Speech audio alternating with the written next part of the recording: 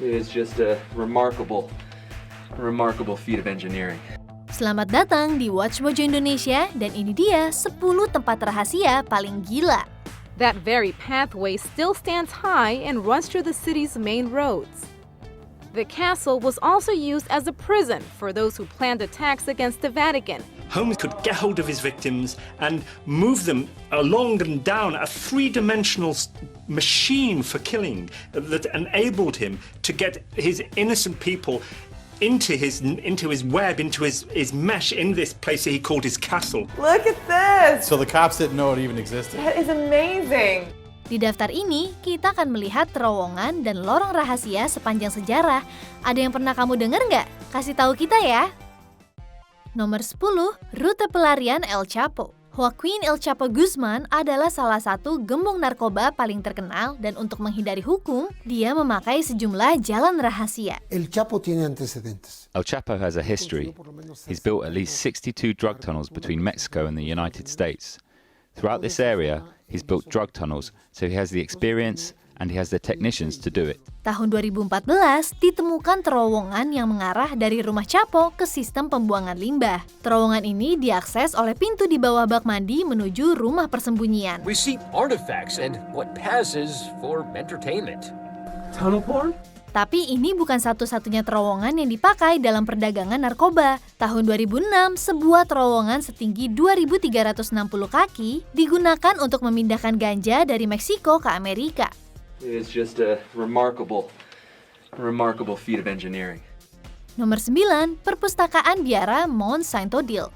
Antara 2000 dan 2002, lebih dari 1.000 buku antik menghilang dari biara Mont Saint-Odile di Prancis. Ternyata buku-buku itu dicuri oleh Stanislas Gauss yang mengoleksi buku kuno dan menemukan peta tua lorong rahasia yang menuju ke perpustakaan biara. Ia menggunakan pintu yang tersembunyi di balik lemari perpustakaan, tapi akhirnya pencuri ini ditangkap berdasarkan rekaman dan kamera CCTV. Untung ketahuan ya.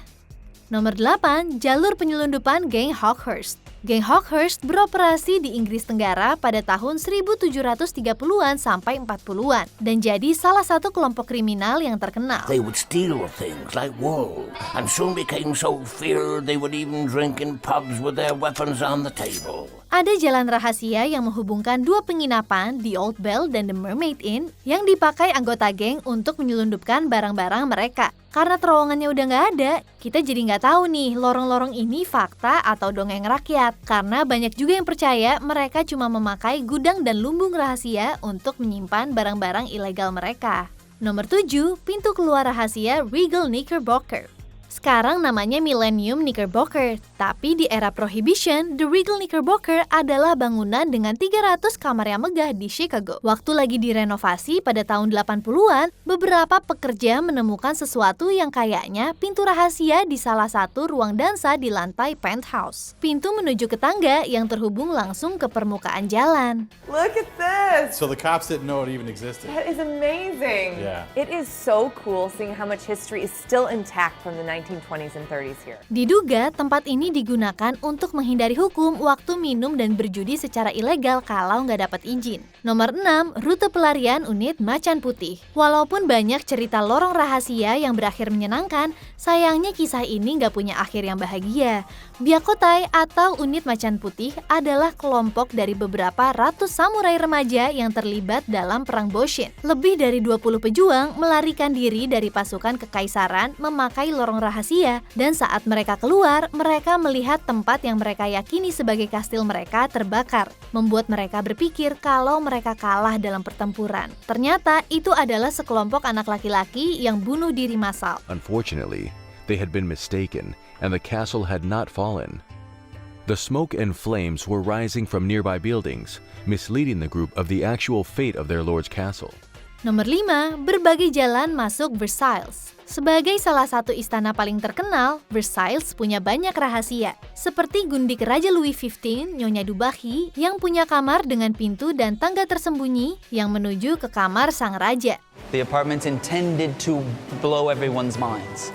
And you can see why the kings later, Louis XV and Louis XVI, they didn't want to live in these rooms. They're too big, and they also didn't want to change them. They're too magnificent. Dia tidak diizinkan untuk masuk kamar raja, jadi raja yang melewati lorong untuk mengunjunginya. Selama Revolusi Prancis, waktu keluarga kerajaan dikepung, Marie Antoinette melarikan diri lewat jalan rahasia itu, tapi ditangkap sehari setelahnya. Nomor 4, tempat rahasia H.H. Holmes. Tempat ini bukan buat orang yang lemah. Salah satu pembunuh berantai paling terkenal dalam sejarah, H.H. Holmes membangun kastil pembunuhan selama pameran dunia 1893 di Chicago. Holmes himself was the architect of the building. He was the only one who knew its design. There was this constant turnover of workers. Bangunan ini dipakai sebagai hotel, tapi penuh dengan pintu tipuan, lorong rahasia, kamar kedap suara, dan saluran yang mengarah ke ruang bawah tanah yang dipakai Holmes untuk menyiksa dan membunuh korbannya sebelum akhirnya dibuang di krematorium buatannya sendiri. Holmes could get hold of his victims and move them along and down a three-dimensional machine for killing that enabled him to get his innocent people into his web, into his mesh in this place that he called his castle. Takut sih. Nomor 3, pintu masuk rahasia Kastil Nottingham. Tahun 1330, Raja Edward II dari Inggris ditangkap dan dipenjarakan oleh bangsawan Roger Mortimer. Edward akhirnya meninggal di penjara. Publicly, it will be claimed that Edward has died of natural causes, but as news of his death spreads, suspicion of murder grows. Anaknya, Edward III dan sekelompok pendukung menyerbu pertahanan Mortimer menggunakan jalan rahasia di Kastil Nottingham. Walaupun Mortimer punya banyak orang yang ditempatkan untuk mencegah penyusup, pendukung Edward menggunakan terowongan rahasia untuk menangkap Mortimer yang akhirnya dieksekusi karena pengkhianatan dan pembunuhan Raja Edward II. Nomor 2, Passetto di Borgo. Passetto di Borgo adalah jalan sepanjang 2.600 kaki yang membentang dari kota Vatikan dengan Kastil Sant'Angelo. That very pathway still stands high and runs through the city's main roads. The castle was also used as a prison for those who planned attacks against the Vatican.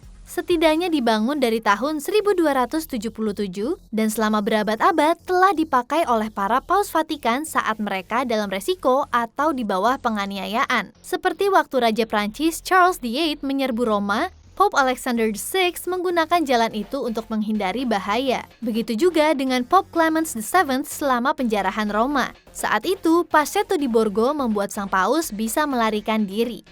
An urban Roman myth was born as a result of the Passetto's reputation as a path to safety, that says if a man walks 70 times along the Passetto, all his problems will disappear. Sebelum kita lanjut, pastikan untuk subscribe ke channel kami dan bunyikan bel untuk dapat notifikasi dari video terbaru kami. Kamu punya opsi untuk notifikasi video khusus atau semuanya. Kalau kamu pakai handphone, pastikan kamu masuk ke pengaturan dan aktifkan notifikasi. Nomor 1, Kamar Rahasia Misterius Piramida. The discovery has excited archaeologists and historians around the world, but Egypt's Ministry of Antiquities has warned them not to get carried away. Banyak yang curiga kalau para pembangun piramida Mesir menggunakan lorong rahasia dan jebakan untuk mencegah calon perampok. Emang gak mungkin sih untuk memverifikasi hipotesis ini 100%, tapi satu penemuan baru bikin para ilmuwan jadi semangat untuk memecahkan misteri baru tentang Mesir kuno. Teknologi sinar kosmik membuat mereka menemukan ruang yang sebelumnya tidak diketahui oleh para ahli. Now, a cascade of questions. How did the Egyptians use this space? And did they leave anything behind? Banyak banget sih teori tentang fungsi ruang itu, tapi karena kalau kita ngakses malah jadi bakal rusak, kita mungkin gak bakal pernah tahu tujuan sebenarnya. The purpose of the cavity is not clear, with it potentially serving as a separate chamber or a structural support. The discovery has, however, been labelled a breakthrough by the scientists involved, showing how modern particle physics can be put into practice by archaeologists. Apa kamu setuju dengan pilihan kami? Cek klip terbaru lainnya dari Watch Mojo Indonesia. Pastikan untuk subscribe dan bunyikan bel untuk dapat notifikasi tentang video terbaru kami.